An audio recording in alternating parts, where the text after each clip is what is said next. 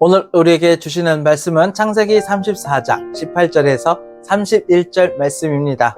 선택 그 결과는 라는 제목으로 은혜를 나누겠습니다. 첫 번째, 플러스 인생을 살아야 합니다. 오늘 본문 18절에서 24절 말씀입니다. 하몰과 그의 아들 세겜은 그들의 제안을 기꺼이 받아들였습니다. 그 청년은 야곱의 딸을 좋아했기 때문에 그 말대로 하기를 주저하지 않았습니다. 세겜은 자기 아버지의 집안에서 가장 존경받는 사람이었습니다. 그래서 하몰과 그 아들 세겜이 자기들 성문으로 가서 그 성의 사람들에게 말했습니다.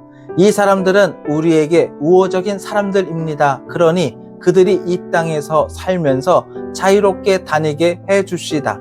이 땅은 그들과 함께 살 만큼 충분히 넓습니다. 우리가 그들의 딸들을 우리의 아내로 삼고 우리의 딸들을 그들에게 줍시다. 그러나 그들이 우리와 함께 살고 한 백성이 되는 데는 한 가지 조건이 있습니다. 그것은 그들이 할례를 받은 것처럼 우리의 모든 남자들도 다 할례를 받아야 한다는 것입니다.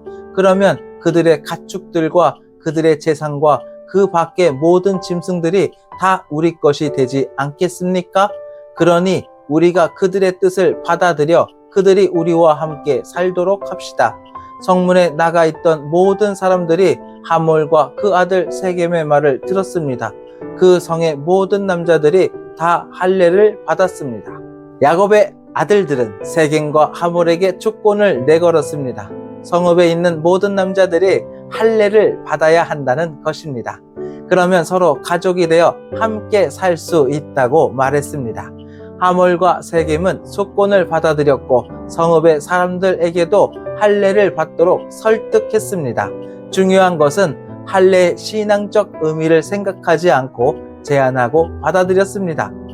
야곱의 가족과 통혼하고 함께 살기 위한 조건으로 받아들였을 뿐이었습니다. 하몰과 세겜은 야곱의 재산을 탐내는 마음을 품고 있었습니다. 야곱의 가문과 결혼하면 가축과 모든 재산을 차지할 수 있을 것이라고 생각했습니다. 그들은 할례를 받았지만 그 대가로 생명과 재산을 잃게 되는 비극을 맞이하게 되었습니다. 디나를 가지고 싶다는, 그래서 가축과 모든 재산을 가지고 싶다는 그 계산적이고 욕심적인 모습을 보여주고 있습니다. 욕심이 꽉 차 있기 때문에 잘못된 공식임에도 불구하고 맞겠거니 하고 수용한 것입니다. 손해보지 않기 위해서 마이너스 인생이 아니라 플러스 인생을 살기 위해서 우리도 늘 계산합니다. 그러나 탐욕이 있기 때문에 하나님의 심판이 있는 것입니다. 우리의 욕심을 예수님의 십자가에 못 박지 않는 삶은 사람들이 보기에는 플러스 인생 같지만 결국은 마이너스 인생이 되는 것입니다. 예수님은 마이너스 인생이고 여전히 부족하고 누구도 거들떠보지 않는 사람들을 찾아가셨습니다. 이것이 진정 플러스 인생입니다. 할례를 복수의 도구로, 욕심의 도구로 사용합니다. 이것저것 따지는 것 같지만 욕심을 바탕으로 계산하는 인생은 결국 마이너스 인생입니다. 하나님의 이름을 팔아서 복수의 도구로 사용하는 것은 오늘날에도 있습니다. 복음을 팔아서, 말씀을 팔아서 내 주머니를 채우고 있다면 오늘 야곱의 아들들과 다른 것이 무엇입니까?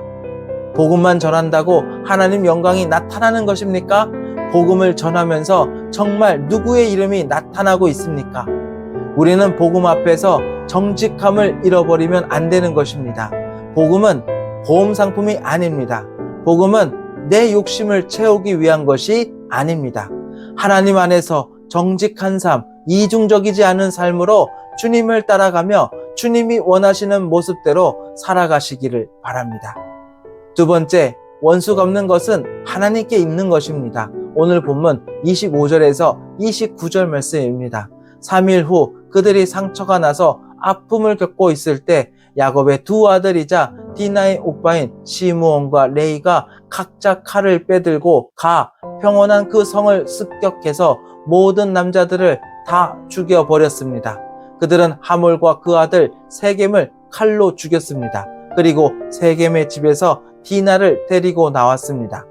야곱의 아들들은 지체들이 있는 곳으로 가서 그 성을 약탈했습니다. 이는 그들이 자기 누이를 더럽혔기 때문이었습니다. 야곱의 아들들은 그들의 양떼와 가축들과 나귀들과 그 성 안에 있는 모든 것들과 들에 있는 모든 것들을 다 가져왔습니다. 또한 그들의 모든 재물들과 모든 여자와 아이들과 집안에 있던 모든 것들을 다 약탈했습니다. 시므온과 레위는 할례를 받은 지 3일째 되는 날 그들이 아직 아파하고 있을 때 기습했습니다. 칼을 들고 성 안을 돌아다니며 모든 남자를 죽이고 하몰과 세겜도 죽였습니다. 그리고 여동생 디나를 데리고 나왔습니다. 하지만 복수는 거기서 끝나지 않았습니다. 야곱의 다른 아들들도 복수심과 탐욕으로 가축과 재산을 모두 빼앗고 여자들과 아이들까지 사로잡아 갔습니다. 성도는 분이 나더라도 거룩함을 잃지 말아야 합니다. 악을 악으로 갚지 말고 하나님 심판에 맡기는 것이 하나님이 원하시는 거룩한 방법입니다. 사람의 분노로 보복하면 또 다른 죄가 이어지고 결국 하나님의 뜻과 멀어지게 됩니다. 우리는 어떤 상황 속에서도 분노하며 보복해서는 안 됩니다. 어떤 상황 속에서도 화가 난다고 보복하거나 폭력을 사용해서는 안 됩니다. 세상의 위협과 적대적인 사람들 앞에서 반응을 하지 않는 것은 쉬운 일이 아닙니다. 그럼에도 불구하고 분노로 보복하게 되면 결국 하나님의 뜻과는 전혀 다른 결과를 만들 수 있게 됩니다. 하나님이 심판하실 것을 믿으시기 바랍니다. 그리고 부당한 것이 있다면 주님께 맡기시기 바랍니다. 분노하면 공정함을 잃기 쉽습니다. 당연히 감정적으로 일을 합니다. 화가 나면 차분하게 생각하기 어렵고 이성을 잃을 가능성이 큽니다. 그래서 상대방이 잘못과 똑같이 한다고 하지만 결국 우리가 사랑 없는 정의를 행하기 때문에 공정함을 잃어버리고 생명이 아니라 사망을 이루는 것입니다. 원수가 없는 것은 하나님께 있는 것입니다. 하나님께서 갚아주실 것입니다. 단지 우리가 할 수 있는 것은 예수님을 생각함으로 용서하는 것입니다. 세 번째, 어떤 신앙생활을 하고 있습니까? 오늘 본문 30절에서 31절 말씀입니다. 야곱이 시므온과 레위에게 말했습니다. 너희가 나를 곤란하게 만들었구나. 이 땅에 사는 사람들, 곧 가나안 족속과 브리스 족속들이 나를 사귈 수 없는 추한 사람이라고 여길 것이다. 나는 수도 얼마 되지 않는데 만약 그들이 뭉쳐서 나를 공격하면 나와 내 집이 망하게 될 것이다. 그들이 대답했습니다. 그러면 그가 우리 누이를 장녀처럼 대해도 된다는 말씀입니까? 야곱은 시므온과 레위의 행동 때문에 걱정하며 그들을 꾸짖었습니다. 야곱은 이 일로 인해 자신의 집안이 위험해졌다고 생각했습니다. 다른 부족들보다 숫자가 적었기 때문에 만약 싸움이 일어나면 가족 전체가 멸망할 수도 있었기 때문입니다. 하지만 시므온과 레위는 자신들의 행동이 정당하다고 주장했습니다. 야곱의 문제는 하나님의 언약 백성으로서 정체성보다는 자신의 안전을 더 우선시했습니다.